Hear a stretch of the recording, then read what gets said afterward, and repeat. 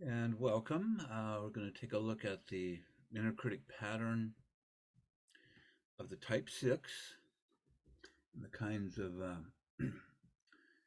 interior images, impressions, ideas that arise in the movie theater of the type 6's awareness. So um, we start with definition type 6, the loyalist, the courageous pathfinder, troubleshooter, committed, security oriented type.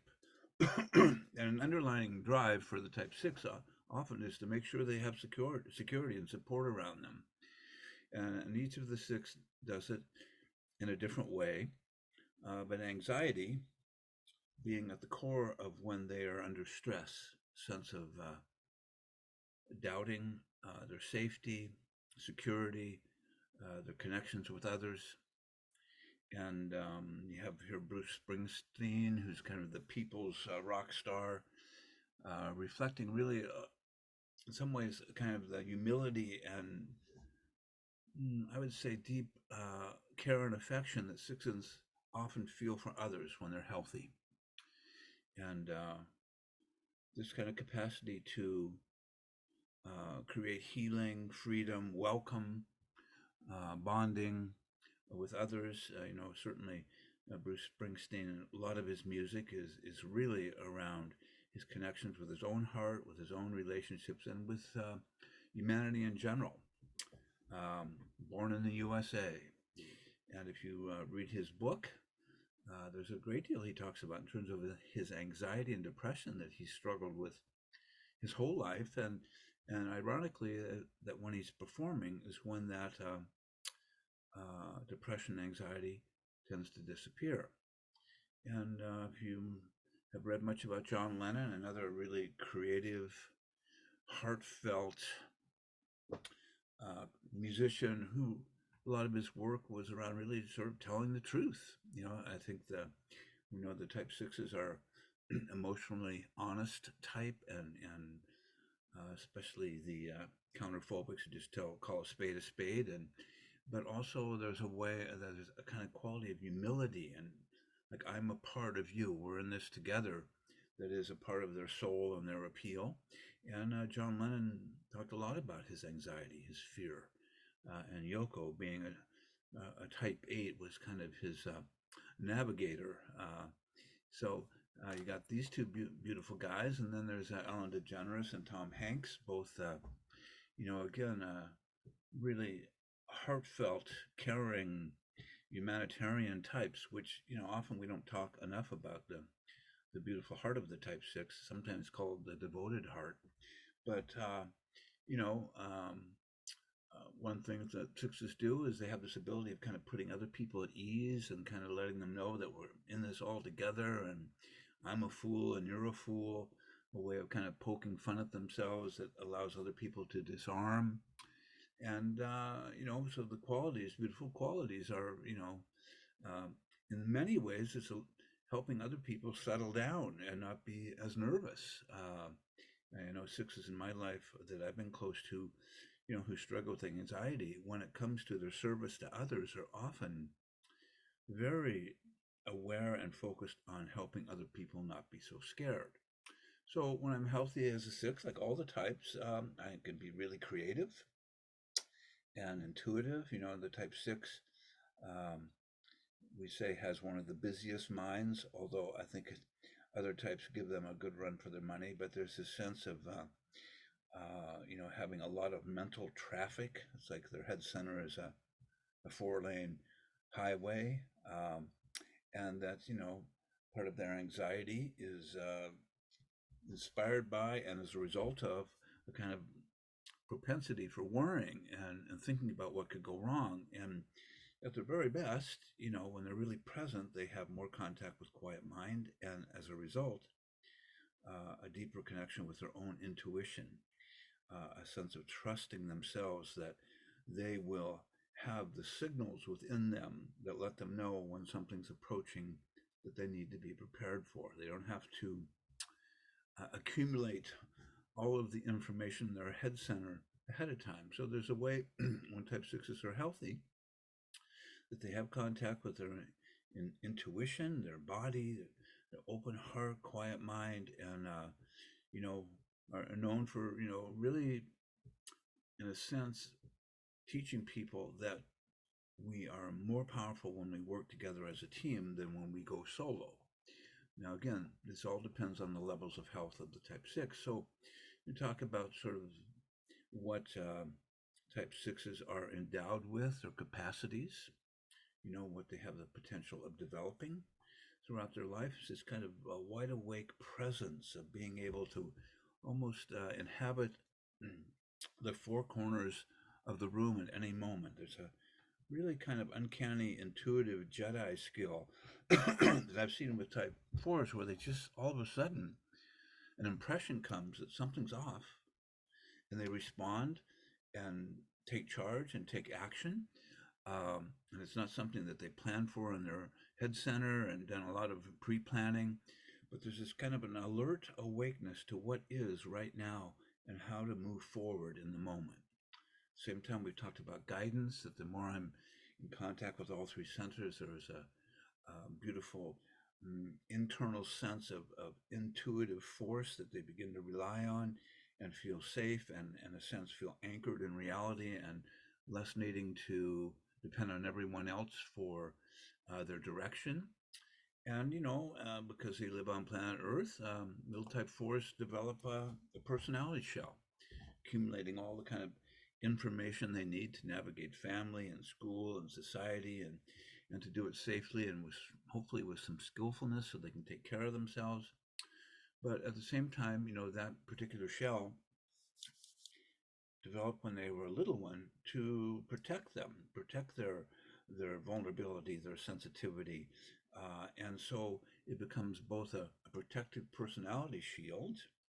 At the same time, uh, has this other counter force, which is to stop me from really being able to sense and feel my deeper nature, what's true about me, and to really contact my guidance and awakeness, my essential qualities on a deep level. So, seems to be the assignment for all of us is that we, survive childhood and develop a shell, a personality that disconnects us from something we really care about, and then we're required to do the inner work to undo that protective shield. And so, as I think Kurt Vonnegut would say, and so it goes. That's just what we have to do. So when the shell of personality forms around, essence of the type 6, basic desire arises certainly to find a trustworthy orientation. And as the fear is that I don't have it, I can't feel it, I can't sense it. And so, this desire for a trustworthy orientation ultimately, in the end all, results in the type 6 discovering that within. But in the meantime, they really have to and often develop a lot of external supports to at least give them a feeling that they're safe, they're protected, and they're going in the right direction. And there's nothing wrong with getting really solid external supports. The only problem is if it is in service of them not learning to rely on their own inner capacities. So we're all challenged to develop a really good support network, good, smart, healthy guides. So the self-image, what the inner critic expects of me is I must be trustworthy. I've got to be reliable. I've got to come through with what I say I'm going to do. So I got to be dependable, careful, obedient, likable, and have that ability to not lose contact with my support system. So for the little type 6, what am I not allowed? Can't be unprepared, can't be unreliable, have my plan in advance, have to know I'm going to show up and do the thing I said I would do. So this is where the type 6 starts going into over preparation because I can't trust myself. I can't trust my capacity. I start to, in a sense, over prepare, imagine the worst case scenario, experience pre-traumatic stress syndrome where imagine the worst case scenario happening and start to feel a sense of safety, ironically, when I scare myself with the worst case scenario. It's like it becomes a form of preparation. So, if we take a look at the 9 levels of health, when I'm healthy as a six, the thing I've noticed, level one is that there's this incredible uh, heroism that they exhibit, this capacity to step right up into whatever is scaring them and take it on. Like certainly, like Samwise Gamgee carrying Frodo to finally to the mines of Mordor and dropping the ring, the addiction ring off, and facing so many different scary scenarios. Well, for the Type Six, when they're present and healthy, this capacity to embody courage is one of their gifts, and one of their certainly one of their essential qualities. So at the same time, again, we're talking about the first 3 levels. It means I've got access to quiet mind, I've got access to an open heart, and I've got contact with my body. All 3 centers are operating alive and awake. And so that innate ability to be alert, to sense the 4 corners of the moment, uh, to trust myself, and to be a force of trustworthiness is a part of my innate gift and capacity. Um, and one of the things that love about the Type Sixes is that when they commit to something, they commit with their whole heart, soul, body, mind. It's like they're all in. They don't do it casually. But when they're healthy, you've got somebody who is loyal to the bone with you all the way through the hardest and most difficult times. And again, this is where courage comes in. So, like all the types, when they're healthy, they're awesome. This is true for every type.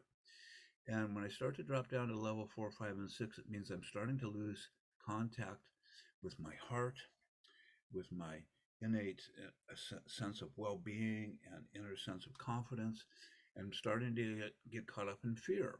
So, what happens for the type 6 at level 4, 5, and 6 is the inner critic gets progressively more attacking and more fear filled.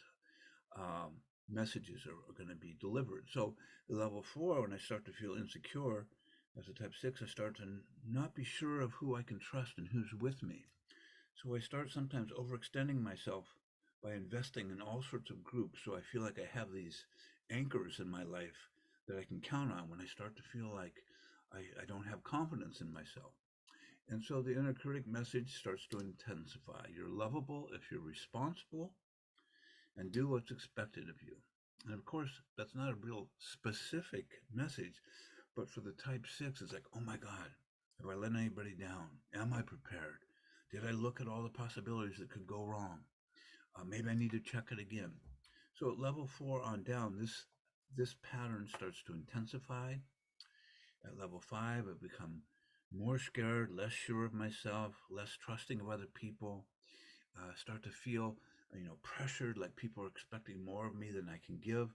And a lot of this has to do with what's going on within my own theater of my mind. I'm starting to have all these conversations with myself that people are mad at me. I have let them down. Uh, Start to have these sort of interactions in my imagination with them. And at level 6, I actually start to sometimes explode at people who I've been engaging in my imagination about something that I feel that they were thinking about me when in fact they didn't even know what was going on, right? So my sense of fear, my sense of safety increases at level 6 along with that message, that it's not safe here. On some level, that I'm abandoned, I will be abandoned, there's nothing I can count on. And so I start to become more rigid and sort of, in a sense, bond with people who have the same affinity regarding what I'm against rather than what I'm for. So really start to become more anxious and more, emotionally unreliable. Level 7, 8, 9, I go from being panicked to, paranoid. And when I get paranoid, I also get fanatical. It's like I latch onto one extreme idea as the thing I can rely on. And so I'm no longer able to really objectively take in what's real and what's not real.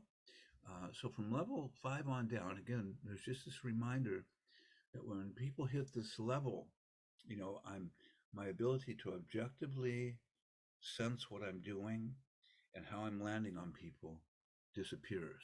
At the healthy levels, I have that kind of objective capacity, wisdom, able to take in the moment and to see my part in things and to have compassion and understanding for folks who may have offended me. There's a sense of understanding that, when someone's acted badly towards me, it's because they're hurting. So there's that objectivity. But down the levels, 7, 8, and 9, becomes a whirlwind. Um, the worst case scenario is I do become self destructive and punishing. And so anxiety increases, and a sense of my safety increases as I become more closed down. So let's just take a look at the messages, the inner, what we call the demands of the type 6 inner critic. You need to be responsible and do what's expected of you. And of course, at a healthy level, type 6s just do this because that's how they're wired. But as I start to go down the levels and become more self doubting, that message ignites in me this fear that I haven't done enough, or I haven't been responsible enough, or I need to work harder or take on more. So it says you need to think ahead about what could happen and be prepared, which means why not, get into catastrophic thinking? That's my preparation. The inner critic says, yeah, you better think about the worst case scenario. And, if you're relaxed and at peace and have a sense of clarity, that's not good. You're not going to be prepared for when the lion shows up on your porch at 7 a.m. in the morning. And then there's this other sort of prodding from the inner critic, which is you need to get things done in a way that will satisfy others, because you don't want to lose the support of others, because they are, in a sense, part of the pillar of what makes you feel safe in the world. So when I'm down the levels, my sense of trusting and being independent and being able to count on myself becomes weaker and weaker. And now my inner critic's poking me, saying, don't, make sure that people are happy with you. Make sure that you have their support, because otherwise you're going to be left out in the desert with no way home. So, not very cheery, of course.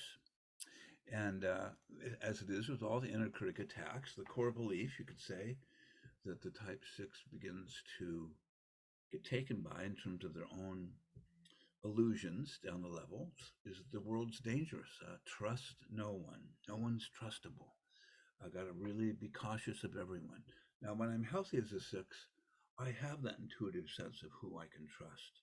And I have a sense that I can navigate life. But down the levels, when I'm caught up in fear, anxiety, feeling that I'm not cared for, this message really hits hard. So the other piece that the inner critic likes to whisper to the 6 is trouble is coming. You just don't see it.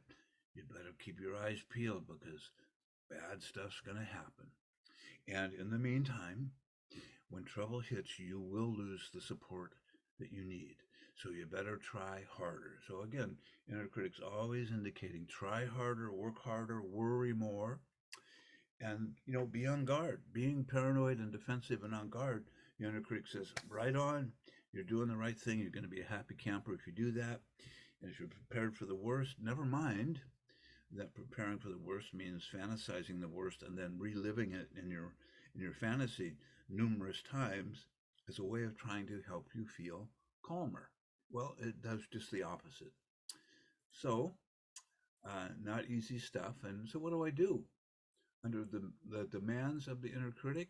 As a type 6, I become anxious. Of course, I get worried. And then I start to develop this habit of feeling like if I'm worried, that I'm being responsible. If I'm anxious about what's coming and fretting over this and that I'm doing the proper preparation.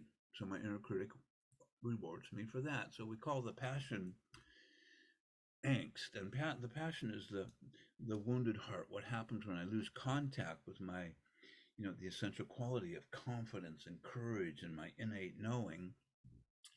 And it shows up as angst. And angst is this sense that I wake up in the morning and suddenly I feel scared for no reason. It just greets me.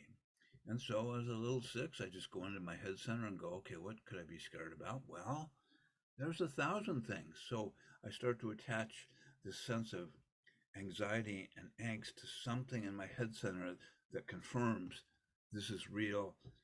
I have good reason to be scared.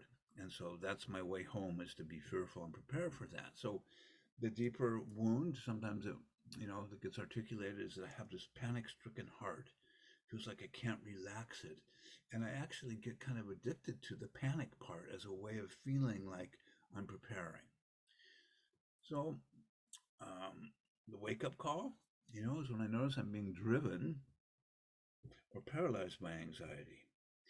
And that's not so easy to recognize, because when I'm caught up in it, it just feels like this is reality. This is how it is. And so I have to learn how to break the trance, ask for help, reach out for help, do whatever it is that allows me to get some separation from this anxiety.